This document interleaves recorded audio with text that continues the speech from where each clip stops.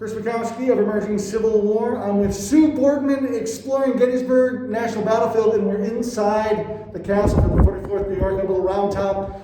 Sue socially distancing over my shoulder, so I'm going to get behind the camera and let her do some talking about one of the most iconic landscapes of the entire Civil War. So here we are inside the castle, as a lot of kids like to call it.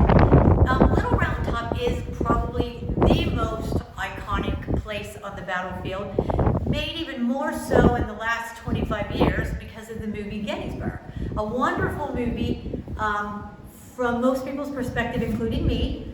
If you talk to my fellow guides, they'll tell you, oh, Groner, I have to fix so many things that they said in that movie. But you know what? An entire generation of Americans came here who might not otherwise have come here because of that movie. So what if we have to fix it? Better fix it than to start from scratch, right? So it made Little Round Top, though, a little bit bigger than life. And even though Little Round Top is the key to the Union victory on July 2nd for sure, and maybe to the overall Union victory at Gettysburg, its story was kind of made hugely out of proportion in the movie Gettysburg, just based on the character of Colonel Chamberlain in the 20th Maine. Important to know, all that stuff was true, but all that stuff happened to many other units on the battlefield as well. So always take that with a grain of salt, but feel free to admire Colonel Chamberlain. He's an awesome person.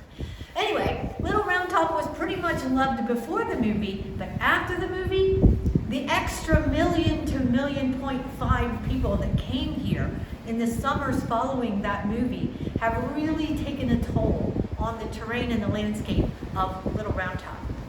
Now, the park has always had the mission since its inception of preservation and education. And sometimes, just every so often, those two missions kind of conflict. And it's always been understood that when that happens, preservation wins.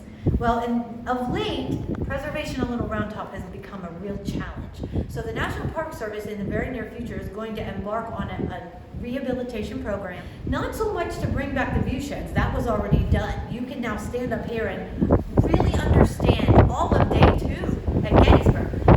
What they need to do now is make the visitor experience rich while at the same time preserving the landscape, because people are going to continue to come here, and they're going to continue to love this place to death, and they're going to continue to erode it to the point that it's no longer preserved. So when Little Round Top goes down for preservation, guess where we can go? Cobb's Hill, my favorite place in the whole world. So don't worry, there's plenty to do at Gettysburg. But I just wanted to bring you up here to show you what an iconic place it was, how awesome it is to the story, but how it definitely needs some work.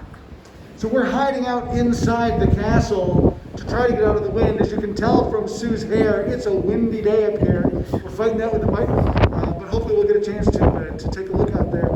Sue, if people come up here, is there one spot or one view you'd like people to check out?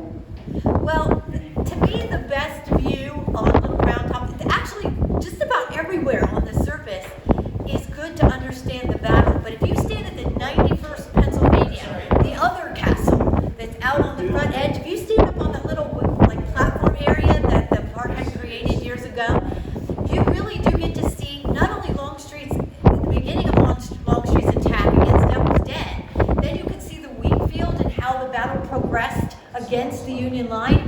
You can also see Cemetery Hill, which puts the big picture into perspective.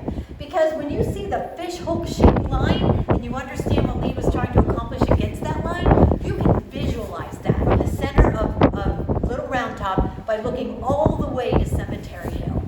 So the wind has followed us in here. I'm afraid it's going to blow us off the hill. So we're going to wrap this one up, and then we're going to pop up elsewhere on the battlefield. Sue Boardman, Gettysburg Guide, thanks so much for being with us today.